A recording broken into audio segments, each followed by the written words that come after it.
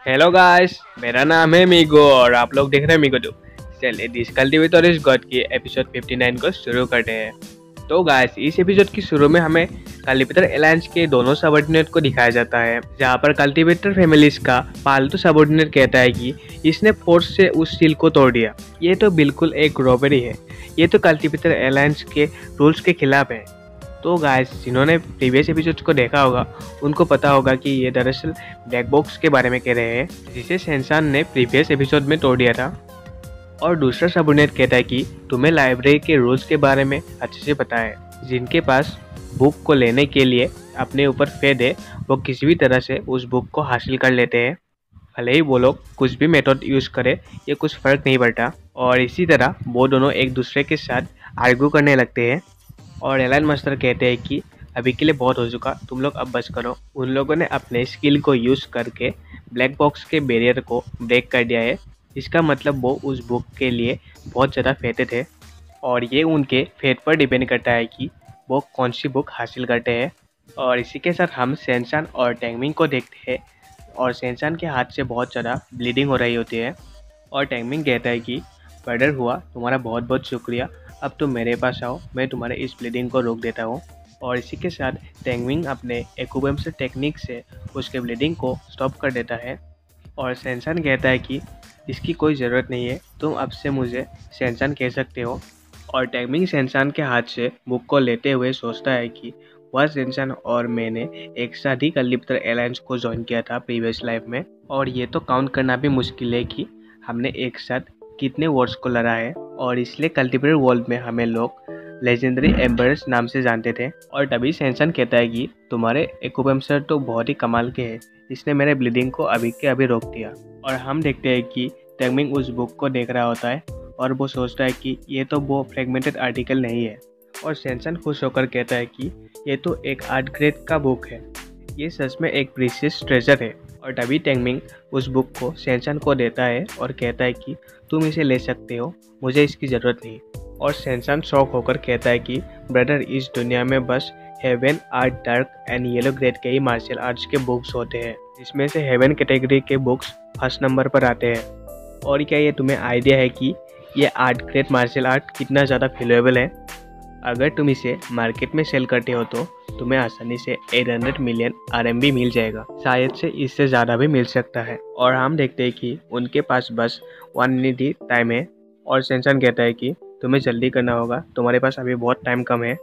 और टैंगमिंग चारों तरफ देखते हुए सोचता है कि लगता है कि मुझे आज खाली हाथ ही लौटना होगा। और इसी के साथ हम देखते हैं कि टैंगमिंग को कुछ रियलाइज़ होता है और वो तेज़ी के साथ वहाँ से जाने लगता है, जिसे देखकर सेंसान कहता है कि ब्रदर, आखिर तुम कहाँ पर जा रहे हो? और हम देखते हैं कि टैंगमिंग एक ऐसी जगह पर आता है जहाँ पर बहुत सारे पुराने बुक्स होते हैं। और टैंगमिंग सोचता है कि मैं इतने टाइम से बहुत ही गलत जगह पर देख रहा था। फ्रेगमेंटेड आर्टिकल को एक बहुत ही पावरफुल पर्सन ने अपने डिवाइन सेंस को यूज़ करके एंशिएंट टाइम में लिखा था, और इसमें कोई पिक्चर और वर्ड्स भी नहीं है। इसको बस डिवाइन सेंस की मदद से ही रीड किया जा सकता है। और इसी के साथ टैंगमिंग अपने डिवाइन सेंस को अनलिश करते हुए बुक को फाइंड करने लगता है। और तभी सेंसान कहता है कि ब्रदर टैंग, क्या तुम्हें ये बुक चाहिए? ये तो मार्केट में भी मिलती है। और सेंसान कहता है कि यहाँ पर तो और एक बुक है, ये तो किसी तरह का गाइड है लड़कियों को डेट करने के लिए। और टैंगमिंग सोचता है कि ये तो यहाँ पर भी नहीं है, आखिर ये कैसे पॉसिबल है? मैं ज़रूर से कुछ मिस कर रहा हूँ। और सेंसान टैंगमिंग से कहता है कि ब्रदर टैंगमिंग, यहाँ पर ढूंढने का कोई फ़ायदा नहीं, यहाँ पर बस यूजलेस बुक्स ही है। इस बुक को तो देखो, इसे तो बिल्कुल टेबल को स्टेबल करने के लिए रखा गया है। और तभी टैंगमिंग कहता है कि कौन सी टेबल के नीचे है? जिसे देखकर सेंसान बहुत ज़्यादा शॉक्ड हो जाता है। और हमें दिखाया जाता है कि वहाँ पर एक टेबल के नीचे एक बुक रखी होती है, जिसका फ्रंट पेज बिल्कुल फट गया होता है। और टैंगमिंग सोचता है कि लाइब्रेरी हमेशा से ही यूजलेस बुक्स को यहाँ पर रख देती है, पर भला वो कैसे एक प्रीशियस फ्रेगमेंटेड आर्टिकल बुक को यहाँ पर एक टेबल को बैलेंस करने के लिए रख सकते हैं? और कल्टीवेटर एलायंस ने इस लाइब्रेरी में जिस स्कॉलर क्विजिंग को अपॉइंट किया है, उसमें सच में जजमेंट की बहुत ज़्यादा कमी है, इसलिए तो उसने ऐसे एक प्रीशियस बुक को एक टेबल को स्टेबल करने के लिए रखा है। और टैंगमिंग उस बुक को लेने के लिए अपने हाथ बढ़ाता है। अभी टाइम अप होता है और वो लोग वापस से टेलीपोर्ट होने लगते हैं लाइब्रेरी के बाहर। और तभी सेंसान कहता है कि ब्रदर टैंग, क्या तुम्हें वो बुक मिली?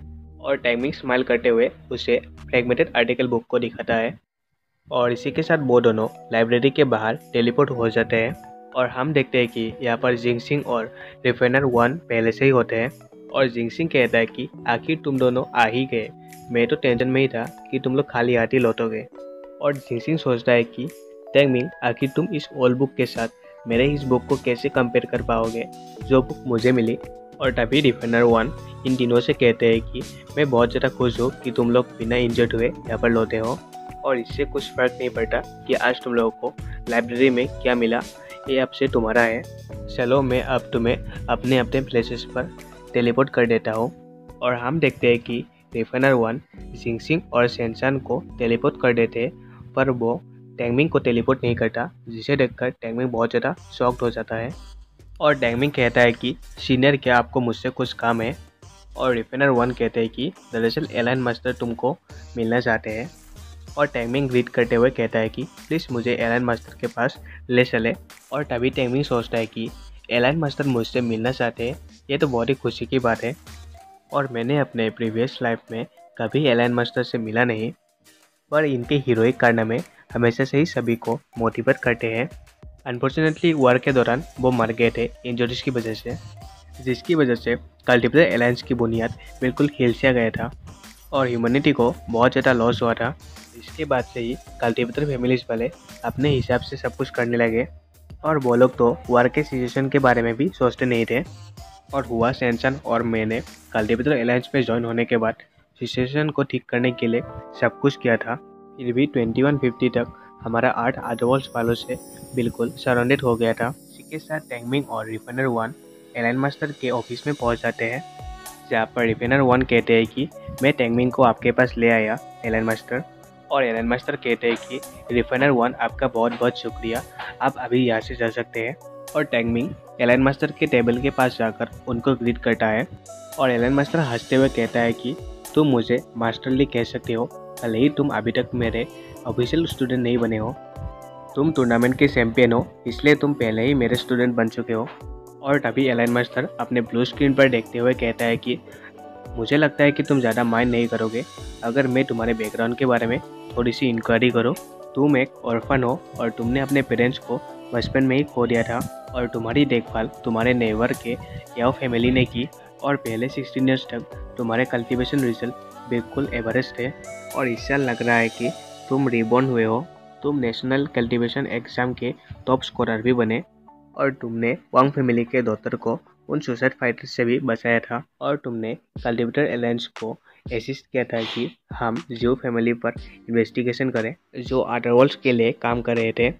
और टैंगमिंग कहता है कि मैंने एक्सपेक्ट नहीं किया था कि कल्टीवेटर अलायंस वाले मुझ पर इतना अटेंशन देंगे। और एलाइन मास्टर कहते हैं कि तुम्हारे पेरेंट्स मेरे सेकंड स्टूडेंट्स थे, तुम उसे जानते हो, उसका नाम है याओ क्यानजी। वो तुम्हारे पेरेंट्स को अपने चिल्ड्रंस की तरह ट्रीट करती थी और तुम्हारे पेरेंट्स उसकी बहुत ही आउटस्टैंडिंग स्टूडेंट्स थे। पर अनफॉर्चुनेटली एक रेस्क्यू मिशन के दौरान वर्महोल के अंदर वो लोग शहीद हो गए।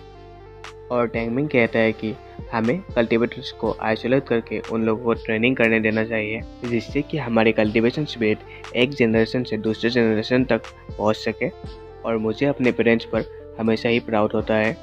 और एलाइन मास्टर कहते हैं कि टैंगमिंग क्या तुम्हें पता है कि हमने टूर्नामेंट में ऐसे इनक्रेडिबल रिवॉर्ड्स क्यों रखे।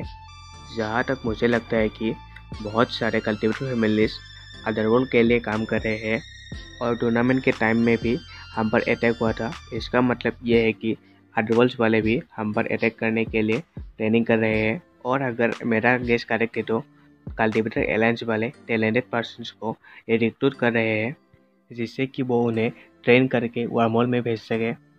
और तभी एलाइन मास्टर कहते हैं कि आखिर तुम इसके बारे में क्या सोचते हो, हम अदरवर्ल्ड के अटैक को कैसे रोक सकते हैं। और टैंगमिंग कहता है कि हमें अपनी इंटरनल सिक्योरिटी को अच्छे से मेंटेन करना होगा और इसे करने के लिए हमें अदरवर्ल्ड वालों के लिए काम करने वालों को पकड़ना होगा और सभी फोर्सेस को हमें यूनाइट करना होगा, जिससे कि हम एक ही माइंड के साथ अदरवर्ल्ड्स वालों को फेस कर सकें। हमें अपने यंगर जनरेशन को जितना हो सके इतना स्ट्रॉन्ग बनाने की कोशिश करना चाहिए।